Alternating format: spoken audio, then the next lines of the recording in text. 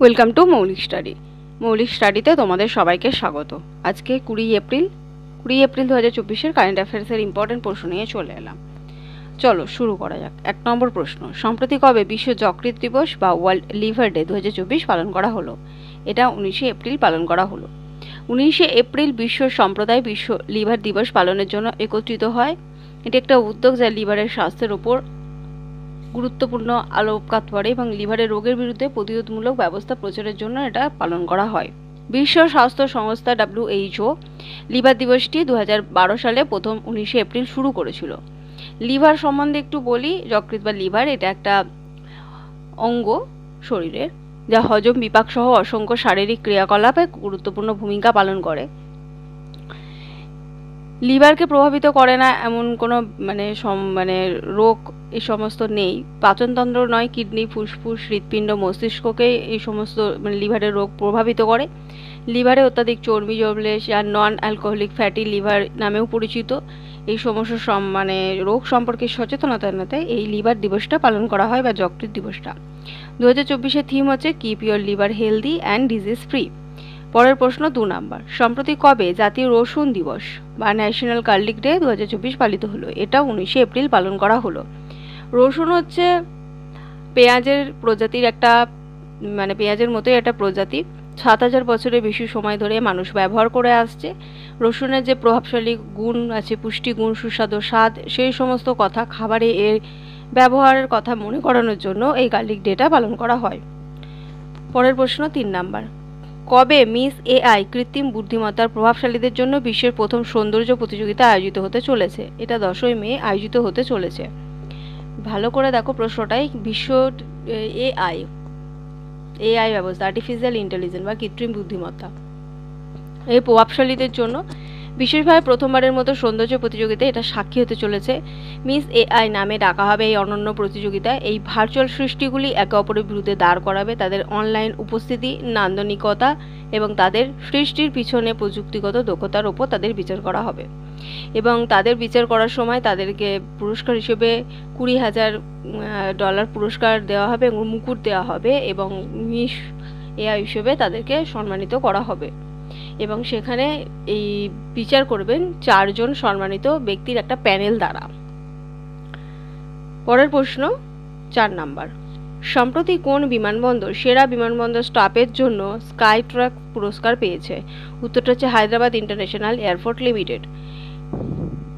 Hyderabad international airport limited Skytrax কর্তৃক ভারত এবং দক্ষিণ এশিয়ার সেরা বিমানবন্দর স্টাফ 2024 পুরস্কারে ভূষিত হয়েছে।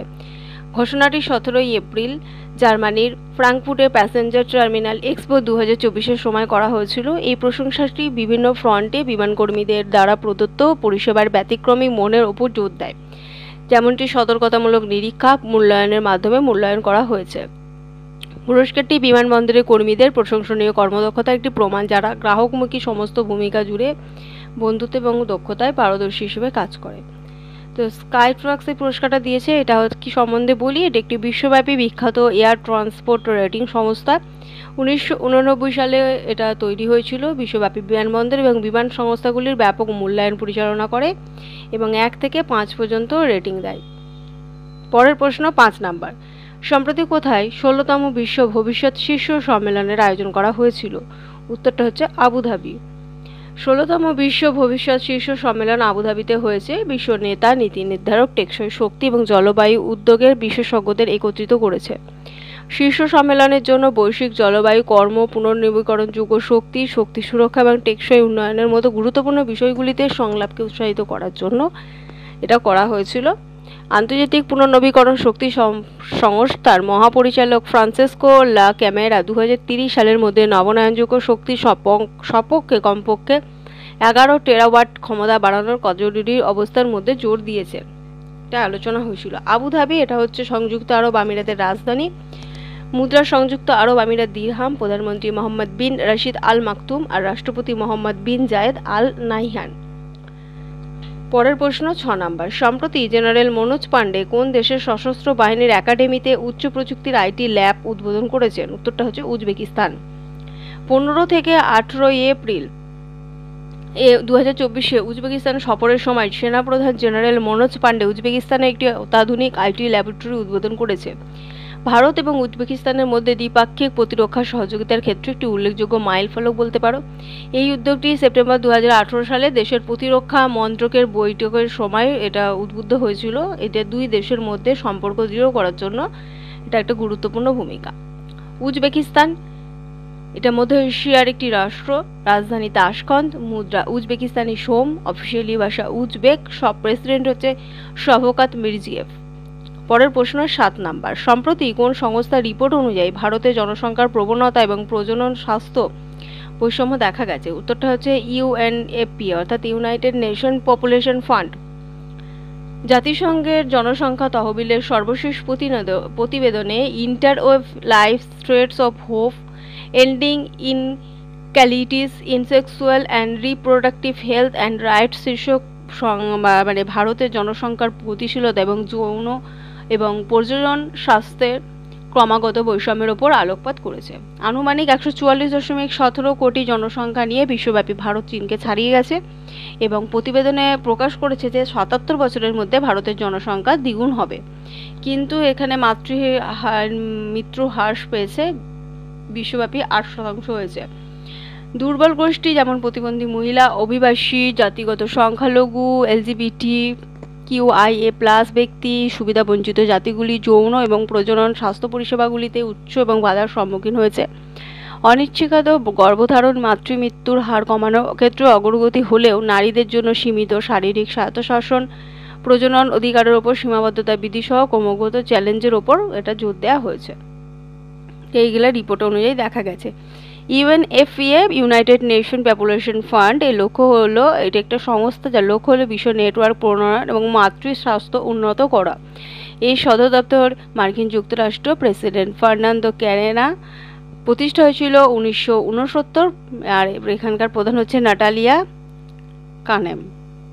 পরের প্রশ্ন 8 নাম্বার। সম্প্রতি কে নৌবাহিনীর পরবর্তী প্রধান হিসেবে নিযুক্ত হয়েছেন? উত্তরটা হচ্ছে দীনেশ কুমার ত্রিপাঠী।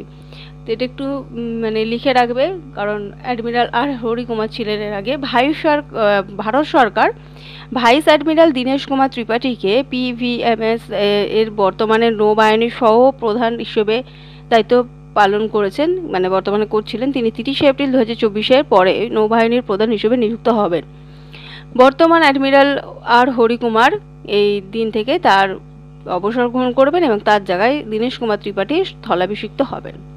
1985 ভারতের নৌবাহিনীর নির্বাহী শাখায় তিনি কমিশন লাভ করেন। একজন যোগাযোগ এবং ইলেকট্রনিক ওয়ারফেয়ার বিশেষজ্ঞ হিসেবে তিনি 39 বছর একটা কাজটা করেছেন এবং নৌবাহিনীর ভাইস চিফ হিসেবে দায়িত্ব নেওয়ার আগে তিনি ওয়েস্টার্ন নেভাল কমান্ডের flag officer commanding in chief হিসেবে দায়িত্ব পালন করেছেন। নৌবাহিনী এটা 1950 প্রতিষ্ঠা হয়েছিল। 4 ডিসেম্বর নৌবাহিনী দিবস পালন করা হয় আর হেডকোয়ার্টার হচ্ছে নয়াদিল্লি।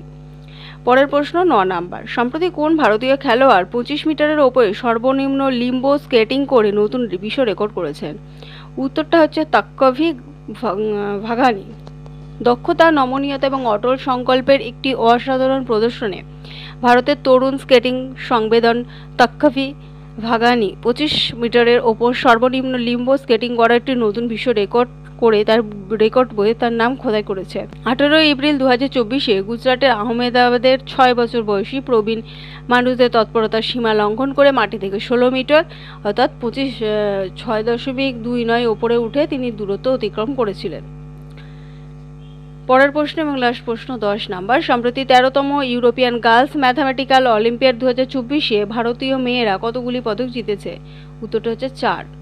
মর্যাদাপূর্ণ ইউরোপীয় গার্লস ম্যাথামেটিক্যাল অলিম্পিয়াডের 13তম সংস্করণটি 11 থেকে 17 এপ্রিল 2024 জর্জিয়ার শহরেতে অনুষ্ঠিত হয়েছিল।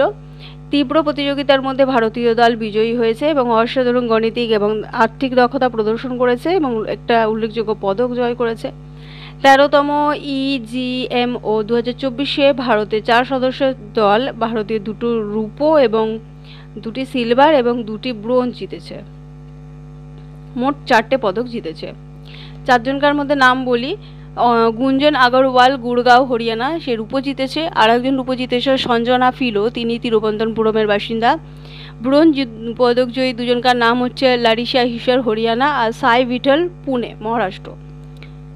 তো এই ছিল আজকে সমস্ত ডিটেলস। ভিডিওটা ভালো লাগলে লাইক করো, বন্ধুদের সাথে শেয়ার করো এবং চ্যানেলে নতুন হলে অবশ্যই চ্যানেলটি সাবস্ক্রাইব করো। আজকে এতটুকুই।